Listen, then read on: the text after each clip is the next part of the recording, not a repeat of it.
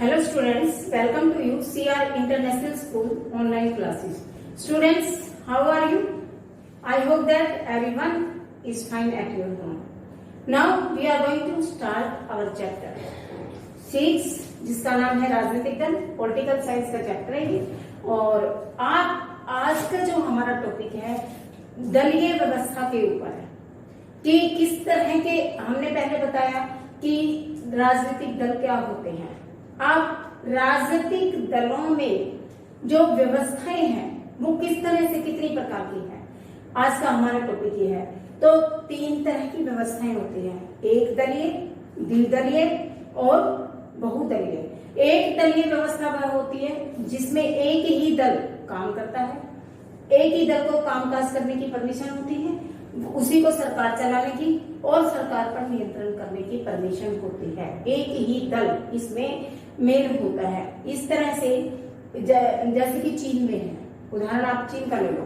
हानियां क्या है? अब ये कोई बहुत अच्छा दलीय व्यवस्था नहीं समझी जाती है, क्योंकि ये तानाशाह के बिल्कुल नजदीक है। जहां एक दल होगा वो अपनी मनमानी करेगा, उसको पता है कि मुझे बदलने वाला कोई और चुनाव प्रक्रिया नहीं है, क्योंकि जहां पर एक दलीय व्यवस्था होती है वहां पर चुनाव एक नाम मात्र के लिए होते हैं, या एक ही पार्टी बनेगी। चीन में हमेशा कम्युनिस्ट पार्टी का ही शासन होता है, और यहाँ जहां भी अगर चुनाव नहीं होंगे तो एक ही दल हमेशा सत्तारूढ़ रहता है। तो इस तरह से ये जो व्यवस्था है ये या तो सैन्य प्रशासन में अधिकतर होती है, सेना के द्वारा भी चुनाव तो करवाए ही जाते हैं, लेकिन जो चीन में व्यवस्था है वो कम्युनिस्ट पार्टी की है और एक दलीय व्यवस्था है। कहने का तात्पर्य है कि जहां पर केवल एक ही दल हो, उसी की सरकार बने, वही शासन चलाए, वही नियंत्रण करे। तो ऐसी जो सरकार होती है बहुत बढ़िया सरकार नहीं मानी जाती है, बहुत बढ़िया दल नहीं होता है, क्योंकि और दलों को तो घोड़ में आने का अवसर ही नहीं मिलता। लोकतंत्र के मूलभूत सिद्धांतों के विरुद्ध है ये। अगर लोकतांत्रिक कोई देश है, हम उसे कहते हैं कि वहां पर डेमोक्रेसी है, लोकतंत्र है, तो वहां पर अनेक दल होने चाहिए, क्योंकि हर एक दल सत्ता में आने के लिए अपने चुनाव लड़ता है। लेकिन जहां पर केवल एक ही दल है तो इस प्रकार वो एक नाम मात्र का लोकतांत्रिक देश है, वहां पर कोई ऐसी व्यवस्था नहीं है। दूसरा, प्रतिद्वंदिता को प्रोत्साहन नहीं मिलता। जब एक ही दल है तो प्रतिद्वंदिता कहां से हो गई? वहां तो वो एक ही दल शासन करेगा, ना उसको हटने का डर, ना चुनाव लड़ने का डर, तो कोई किसी तरह के और दूसरे दलों को सत्ता में कोई मतलब ही नहीं आ जाएगा, तो प्रतिद्वंदिता का तो कोई सवाल ही नहीं उठता। और राजनीति में प्रतिद्वंदिता का होना अच्छा समझा जाता है। कई जगह पर हम कहते हैं भाई झगड़ा मत करो, प्रतिद्वंदिता नहीं होनी चाहिए, लेकिन होड़ जरूर होनी चाहिए, तभी इंसान आगे निकलता है। आप अगर अपने कंपैरेटिव बच्चे से होड़ नहीं करते हो, भाई इसके 10 नंबर आ गए टेस्ट में, मुझे तो इसके ज्यादा 5 लेने हैं, मुझे तो 15/15 लेने हैं, तो आप होड़ में आओगे तभी तो सक्सेस हो पाओगे। इसी तरह से राजनीति में प्रतिद्वंदिता को अच्छा समझा जाता है, लेकिन एक दलीय व्यवस्था को अच्छा नहीं समझा जाता। ये तानाशाह जैसी व्यवस्था होती है। उसके बाद आते हैं हम द्विदलीय व्यवस्था पर। इसमें सत्ता द्विदलीय, जैसा कि आपको नाम से विदित हो रहा है, द्विदलीय यानी जहां पर 2 दल वाली प्रणाली हो। इसमें सत्ता मुख्यतः 2 दलों के बीच में रहती है।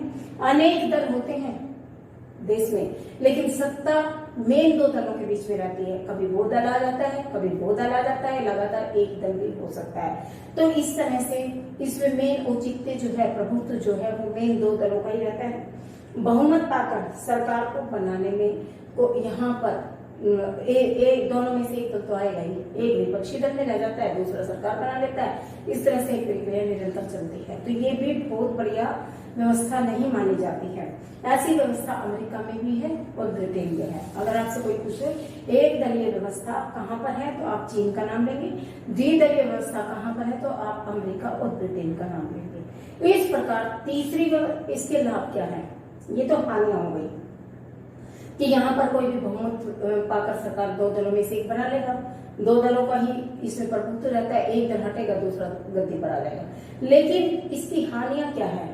हानियां, इसमें राजनीतिक स्थिरता बनी रहती है। इसके लाभ है राजनीतिक स्थिरता बनी रहती है कि ज्यादा दल होते हैं तो देश में उथल पुथल ज्यादा रहती है, राजनीति में ज्यादा उलटफेर होते रहते हैं। जब 2 दल है तो शांति से काम चलेगा, एक दल आ जाएगा दूसरा विपक्षी भूमिका निभाएगा।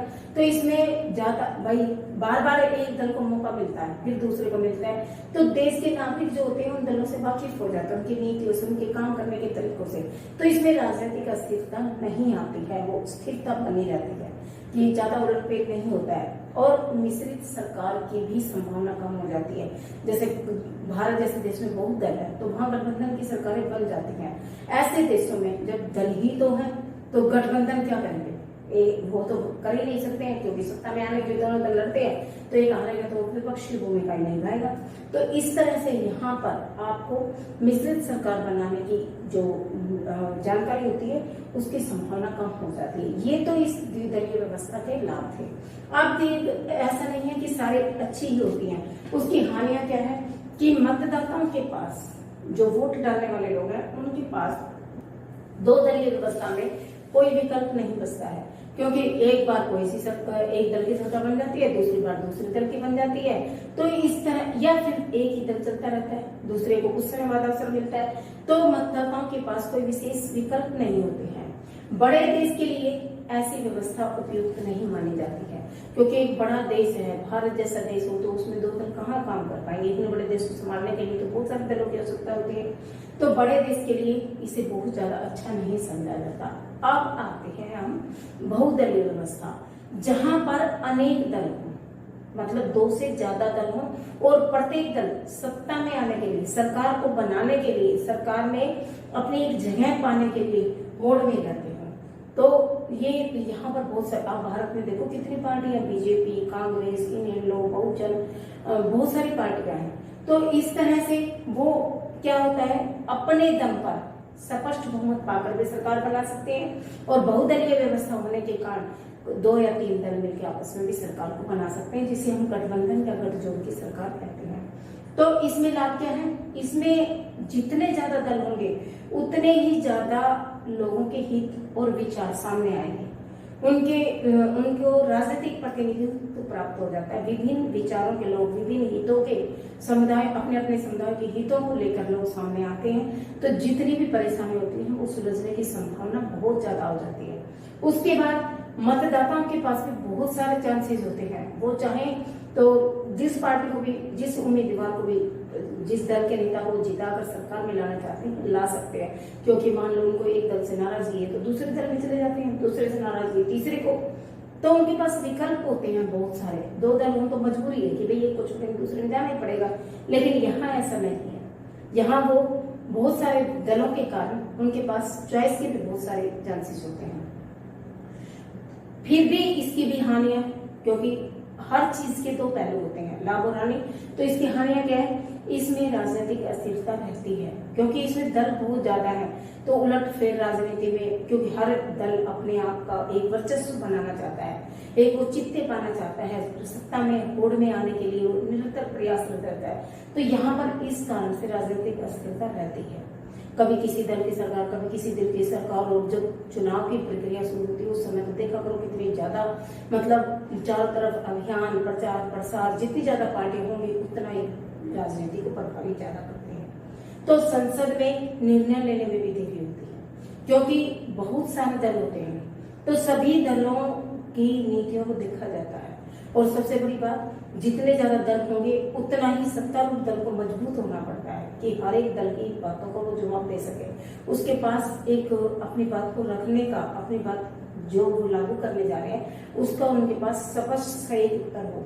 तो हर चीज को सोच विचार के, बहुत विचार विमर्श के बाद निर्णय लेते हैं, तो इससे संसद में भी देरी होती है। और जब कभी ऐसा हो जाता है कि गठबंधन करके सरकार बनती है तो उसमें तो वास्तव में ही देरी होती है, क्योंकि दो तीन दलों को मिलाकर सरकार बनानी पड़ती है। तो कभी एक दल किसी बात को लेके राज्य है, दूसरा दल नाराज हो जाता है। तो इस तरह से ये प्रक्रिया ज्यादा हानि है, इसकी नुकसान कम है, फायदे ज्यादा है।